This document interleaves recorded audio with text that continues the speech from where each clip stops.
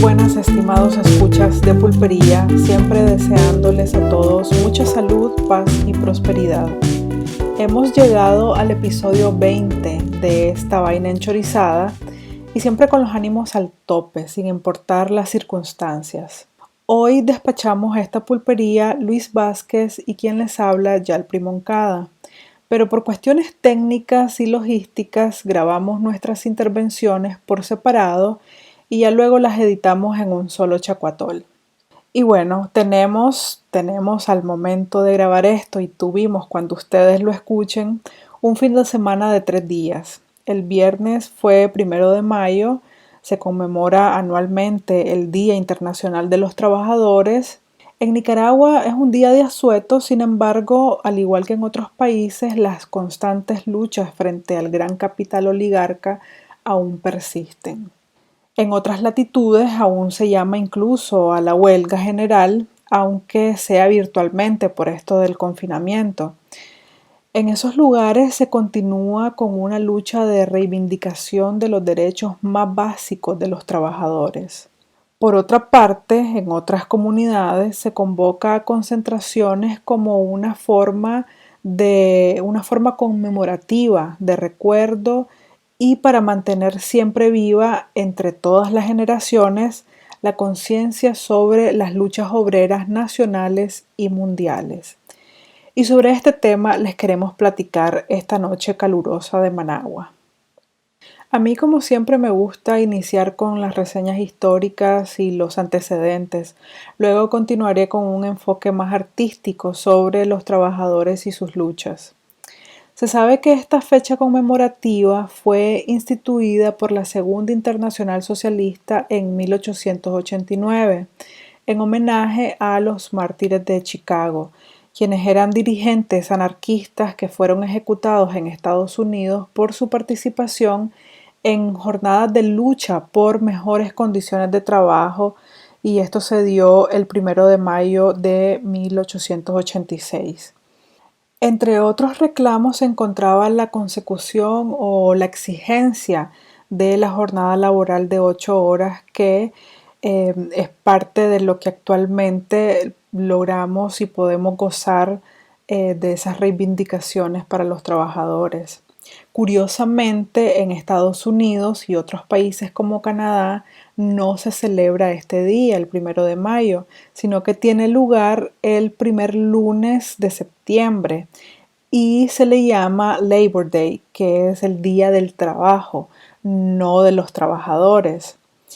En su tiempo, el presidente estadounidense Grover Cleveland fue quien proclamó la celebración en septiembre por temor a que si se celebraba en mayo se reforzara el movimiento socialista en Estados Unidos. Y como ya sabemos, en ese país los sistemas capitalistas más salvajes se han encargado de desaparecer todo lo que huela a socialismo o comunismo, como es el caso de las Panteras Negras, por citarles un ejemplo. Hola, queridos escuchas de Pulpería. Tengamos muy buenas noches, muy buenos días o muy buenas tardes. Desde este programa de Pulpería felicitamos a la clase obrera nicaragüense por estar celebrando este 1 de mayo el Día Internacional de los Trabajadores. Hoy, 1 de mayo, vamos a grabar el episodio número 20 y teníamos que hablar sobre el Día Internacional de los Trabajadores. Nicaragua se suma a esta celebración. Se suma a esta celebración porque recuerda ese movimiento sindical fortalecido para reivindicar los derechos de los demás trabajadores. Nicaragua, a través de nuestro gobierno de reconciliación y unidad nacional, ha venido impulsando muchos beneficios a la clase obrera nicaragüense. Nuestros movimientos sindicales en cada una de las instituciones se discuten año con año los convenios colectivos, que son documentos normados por instituciones para brindarle algún beneficio o derecho que tienen los trabajadores. En estos beneficios, el trabajador que gana menos posee beneficios de lentes, de uniformes, de atención médicas y de muchos otros beneficios que pueden conllevar a amortiguar algunos salarios bajos para estos trabajadores que a diario están al frente de una labor en estas instituciones. Esto también se agranda a empresas privadas. También no solo es de celebrar el Día de los Trabajadores de las instituciones del Estado. También felicitamos a toda esa masa de trabajadores por cuenta propia, que son trabajadores que a diario salen a la calle a brindar sus servicios, a brindar sus negocios, ya sea de comida, de algún tipo de servicios que brindan. Trabajadores, sigamos defendiendo nuestros derechos. Trabajador, sigamos cumpliendo con nuestras obligaciones. Trabajador, sigamos en pie de lucha para que nuestros derechos siempre se mantengan ahí latente y que ningún gobierno pase sobre los derechos de los trabajadores. Gracias por su atención. Sigamos adelante, sigamos escuchando más episodios que Pulpería semanalmente les graba para ustedes. Te comentaba anteriormente que en esta ocasión me quiero referir a los trabajadores en las artes, o sea, cómo ha sido retratado el movimiento obrero en la pintura, en la fotografía, el cine, la música. Y esto lo hago porque considero que todas esas expresiones artísticas han contribuido de alguna forma a ese grito de lucha mundial, a las reivindicaciones, al continuo activismo y a mantener la dignidad en alto incluso para las actuales y futuras batallas. Una de estas expresiones que quizás ha llamado más mi atención es la pintura y el muralismo, obras públicas a gran escala que históricamente han expuesto la crudeza, el drama de las clases obreras y también una larga lucha y sus muchas victorias. Algunos artistas y sus obras que han trabajado esta temática, puedo mencionar a Diego Rivera. Un ejemplo es la pintura El vendedor de alcatraces, en la que se ve a una mujer de rasgos indígenas arrodillada y tratando de levantar un gran canasto de flores conocidas como alcatraces. Atrás de ella, atrás del canasto, se percibe la figura de un hombre, pero solo se le ven los pies, las manos sobre el canasto y parte de lo que podría ser una cabeza calva o un sombrero. Ella representa a la clase obrera mexicana y aunque he leído que el hombre representa la solidaridad entre mexicanos, ya que agarra el canasto como que la quiere impulsar, le está ayudando para impulsar el gran canasto lleno de flores, a mí tuve otra sensación, a mí me dio una impresión diferente.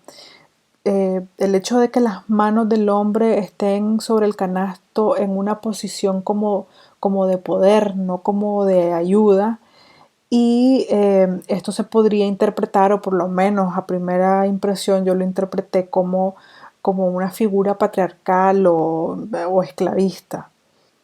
En sí, casi toda la serie descrita como naturalismo indigenista de Diego Rivera enmarca esta narrativa sobre el proletariado mexicano. Y si te pones a curiosear un poco sobre varias obras de esa serie, te vas a dar cuenta un poco que sí aparece en primer plano la figura de la mujer indígena, campesina, y en el fondo también aparecerá eh, medio oculta la figura de un hombre, de un campesino con su sombrero, y también en algunos casos algunos niños. Otro de los artistas que les puedo mencionar es el argentino Benito Quinquela Martín. Es este pintor argentino que conocía muy bien los trabajos en los muelles y los barcos, y también conocía sobre otras tareas vinculadas a la industria portuaria. Un ejemplo de su trabajo es la obra llamada Fundición de Acero, que muestra el esfuerzo y el agotamiento de los hombres frente a los hornos de grandes temperaturas, y en su obra se ve muy bien reflejada el color, la tonalidad que utiliza para demostrar, para hacer sentir un poco ese trabajo forzoso de esos hombres de la fundición de acero. Otra de las obras de Quinquela Martín se llama Elevadores a pleno sol. En esta muestra la vida laboral en los muelles de la época, digamos, entre los años 40, que es más o menos cuando finalizó esta obra, y son hombres con bultos a cuestas, cargando y descargando barcos, y de fondo se ven edificios y chimeneas que expiden humos contaminantes, pues obviamente de todos los, posiblemente de las mismas fundiciones de las que expone en la obra anterior. Como les decía, los tonos en esas pinturas son tonos, más bien imágenes un poco lúgubres, pero de tonos fuertes, terrosos, pero también chillantes por el hecho de ser el solazo en el que se está viendo la gente del muelle, y el fuego intenso que reflejan los hornos de fundición de acero.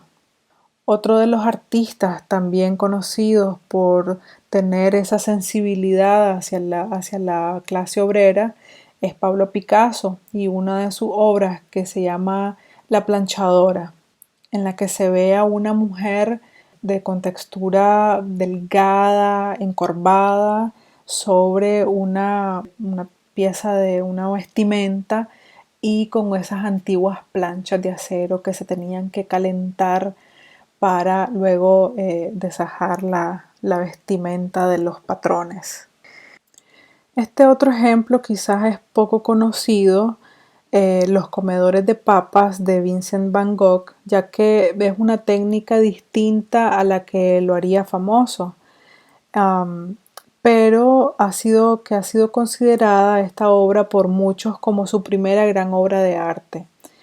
En los comedores de papa se muestra una escena familiar, o por lo menos como en una casa, en un comedor, en un pequeño comedor iluminado por un candelabro de querosén, y sobre la mesa no hay más que un plato de papas para todos, para cuatro, para cinco o seis personas que se ven en la obra, y tazas de café que están siendo servidas por una mujer.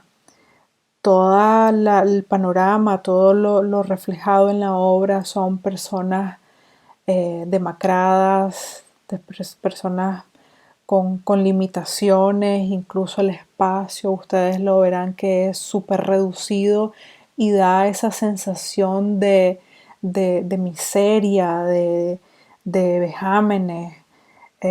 muy, muy fuerte y, como les digo, poco conocida en la trayectoria de Vincent Van Gogh, pero que fue de sus primeras obras. Otro autor es Antonio Berni, es conocido por su obra Manifestación, en la que se aprecian hombres y mujeres, niños incluso, con caras demacradas, hambrientas y aglomerados sobre una calle, levantando pancartas en las que se leen pan y trabajo. En esta obra, Antonio Berni muestra la temática de la crisis de los 30, el desempleo, la pobreza, el nazismo, el fascismo y la guerra civil española, que tocaban muy de cerca los sentimientos de este artista.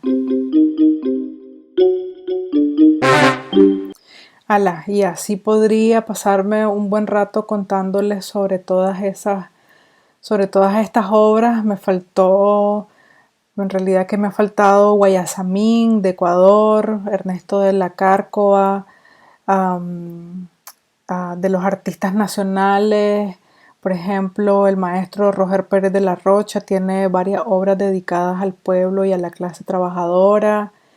Me faltó hablarles del cine también, por ejemplo, Tiempos Modernos de Chaplin, incluso la trilogía, la famosa trilogía del Padrino, que muestra las relaciones laborales más salvajes del capitalismo.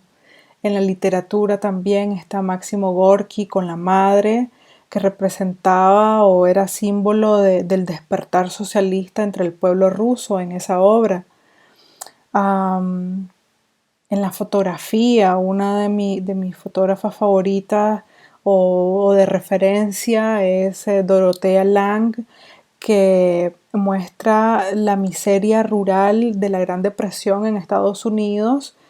Igual Louise Hines con una serie de imágenes cuyos protagonistas son los niños trabajando en grandes industrias o en las calles de Estados Unidos. Definitivamente que hay muchísimo más que exponer sobre este tema, el tema del Día de los Trabajadores y de las luchas, las reivindicaciones que se han dado a nivel mundial y que se representan a través de expresiones artísticas, como les decía, la pintura, el cine, la fotografía.